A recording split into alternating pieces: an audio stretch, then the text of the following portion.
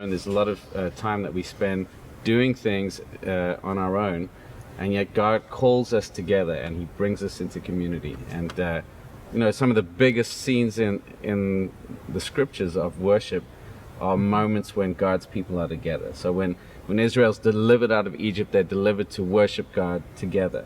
When the temple is dedicated for Solomon, it's everybody's there. It's a big moment, a big festival. And then again, Isaiah talks about it, but we see it in the book of Revelation in 4 and 5. We just see this massive grand arena of God's people and these mysterious creatures around the throne, this ancient worship that's been going on around God, and for as long as God's existed, for all we know, that we're joining in this ancient song.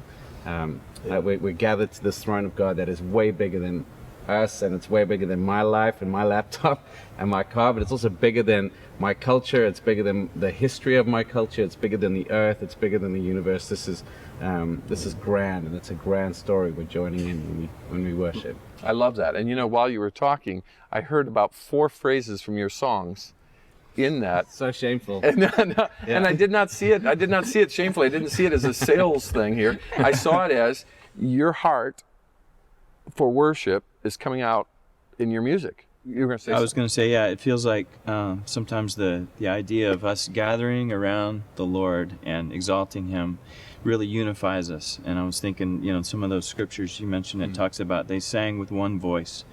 And that they came in separate, and they became one body, lifting up the name of Jesus, lifting Him up, and the unison of all that happens.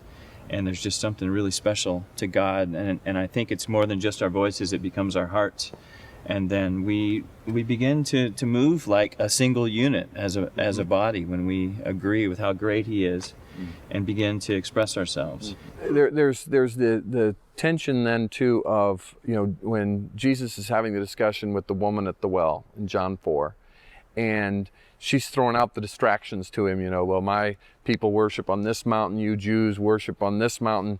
Which is it? Who's right? And Jesus says, well, the issue is, and the time is coming when it's not going to be where, it's going to be, are you worshiping in spirit and in truth? What does that mean? It is a little bit like nailing Jell-O to the wall. Every time you think you've got it defined, it seems to change shape. But I like the holding them in balance. If you have all spirit, it can lead you into license and sometimes superstition. If you have all truth, you can become legalistic and dead orthodoxy. So keeping them in balance, spirit and truth, there's real freedom there. What is the truth? Well, Jesus says, sanctify them according to your truth. Your word is truth. He Himself is called truth. So everything we do has got to be peppered with scripture, I think. Especially our songs. That's one of the great things about your songs, Brenton, is they're so based on scripture.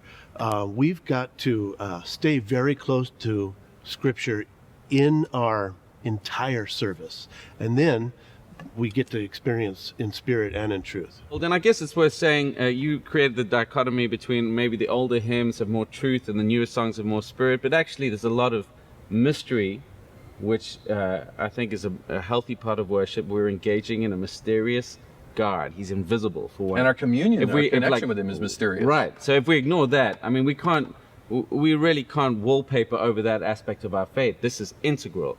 And certainly to my generation and the ones behind me, people are interested in mystery. We've had a lot of science, we've seen technology, we've seen how well it's done, but there is an aspect to all of that that doesn't cover all of who we are as humans. And there's a part of our hearts that long for the Spirit and the things of the Spirit. And I'm definitely more towards, well, I'd like to see some concrete facts if that's possible, but that's not how God has chosen to engage with us. He's revealed Himself through Scripture, and He hasn't revealed everything about Himself. Exactly. There's so much mystery. Yeah. And there were hymns that Joe, we mentioned Just As I Am, but the closing line of each stanza is, "O Lamb of God, I come." Where are you going? What are you going to do? Where are you going right now? We're coming in our hearts. We're addressing and approaching the throne of God. That's something that's happening that we can't see, but I think it's Corinthians where it says that, you know, these invisible things are actually more solid and more reliable than anything that you can see right now. They're going to last well beyond this earth and this universe. That's a mystery. It's pretty inspiring to engage in, and it's challenging as well. But this is the God we serve. We need to embrace that aspect of him, as well as all the things that he's made very clear in Scripture.